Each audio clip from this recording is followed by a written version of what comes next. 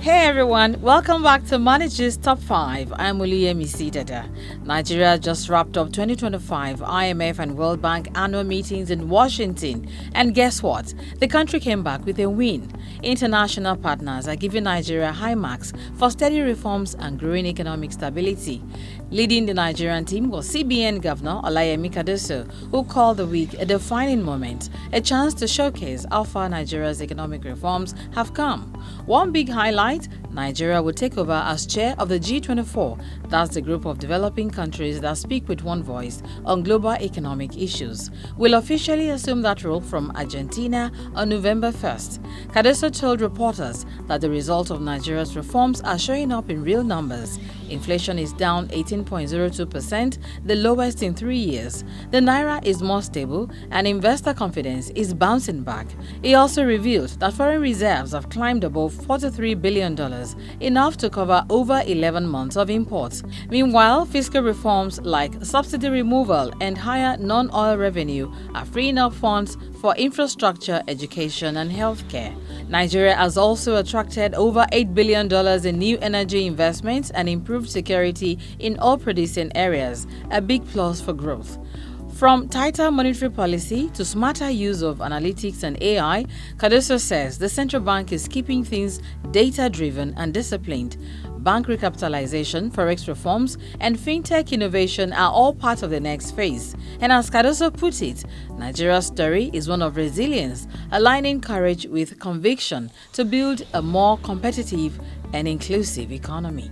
Nigeria didn't make the IMF's list of Africa's fastest growing economies this year, and that's raising a few eyebrows. According to the IMF's latest regional economic outlook, countries like Benin Republic, Cote d'Ivoire, Ethiopia, Rwanda, and Uganda are now leading the continent's growth story, thanks to bold reforms, better fiscal discipline, and strong investments in infrastructure and manufacturing.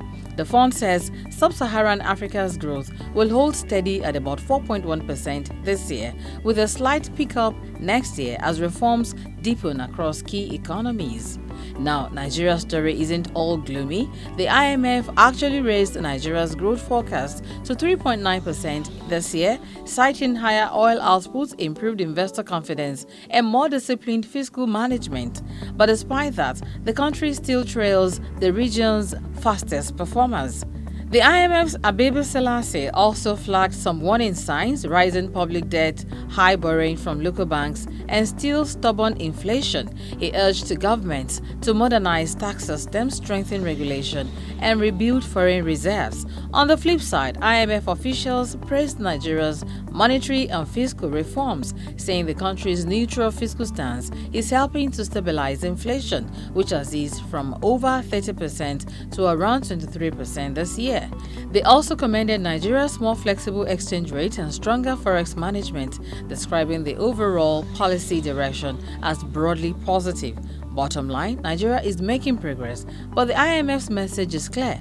To join Africa's top growth league, reforms must go deeper, especially in power, tax, and industrial diversification. Nigeria's borrowing costs are on the rise again, despite the central bank slightly cutting its benchmark interest rate. According to new data from the CBN, the average prime lending rate, that's what banks charge their most credit-worthy customers, climbed to 18.88% in August, up from 18.54% in July. That's the highest so far this year, even though the monetary policy rate was reduced to 27% from 27.5%. Now, what's driving this? Analysts say banks are responding to easing inflation and improving economic indicators while also adjusting their cost of funds and market risk. In simpler terms, even though the CBN wants to encourage lending, banks are still playing it safe. Interestingly, while prime lending rate rose, the maximum lending rate, what high-risk borrowers pay, actually dropped slightly to 29.13%, the lowest this year so far. The interbank rate, which is what banks charge each other overnight, also eased to 27.55% from 30.73%. So what does this mean for the real economy? Businesses already struggling with foreign exchange unification and fuel subsidy removal now face higher credit costs, making borrowing tougher. Inflation is projected to fall towards 18% by October, possibly paving the way for another MPR cut at the November meeting. So while the CBN is loosening policy, lending rates remains high. A reminder that in Nigeria's credit market, the signal doesn't always match the speed. Nigeria's manufacturing sector is facing a serious irony. Instead of reducing imports, it's becoming more dependent on them. Fresh data from the National Bureau of Statistics shows that raw material imports jumped nearly 20% in the first half of this year, hitting 3.53 trillion naira, up from 2.95 trillion naira a year earlier.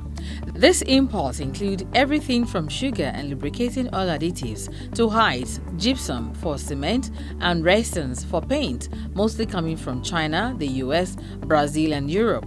Industry experts say this trend is undermining Nigeria's import substitution policy, which was meant to boost local production, save forex, and create jobs. The Director General of the Raw Materials Research and Development Council, Professor Nnayelugo Ikemwanso, revealed that over 70% of inputs used in Nigerian factories are still imported, a major structural weakness that raises cost, limits job creation, and keeps the sector dependent on foreign supplies. He warned that unless urgent reforms happen, Nigeria risks being trapped in a cycle of economic dependency. To fix this, the government has approved tax incentives for manufacturers who use locally sourced raw materials, meaning they'll soon pay less tax than those relying on imports. The Manufacturers Association of Nigeria agrees, saying high energy cost, currency depreciation, and weak infrastructure have forced many firms to shelve backward integration plans. Experts from MAN, LCCI, and CPPE are calling for bold policies to promote local content, research, industry collaboration, and value addition so that Nigerian industries can finally produce more with homegrown resources. Good news for Nigerian households. Cooking gas prices are finally cooling off after months of painful increases.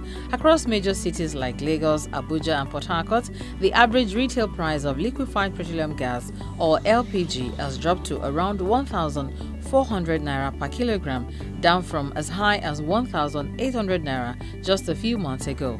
Retailers say the relief began in early October, driven by better local supply, a slightly stronger naira, and lower international LPG prices.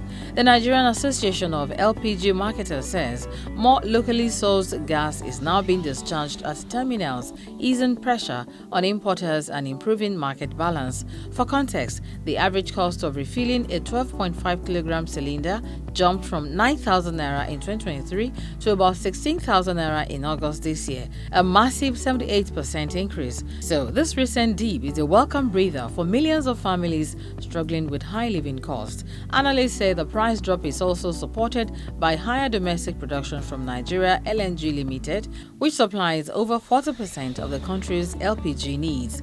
Meanwhile, global prices have eased by about 10%, and the naira has strengthened to slightly around 1,400 naira per dollar, both helping reduce lending costs for importers. But the experts warn this may be temporary. Unless Nigeria tackles structural issues like storage capacity, transportation, multiple taxes, and foreign exchange access, prices could spike again, especially during the festive season.